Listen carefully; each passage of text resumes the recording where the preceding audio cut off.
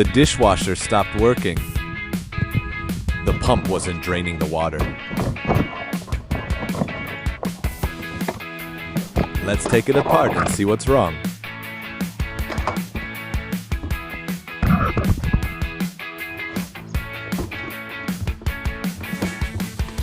Found the problem. A piece of broken glass got stuck inside and blocked the pump impeller.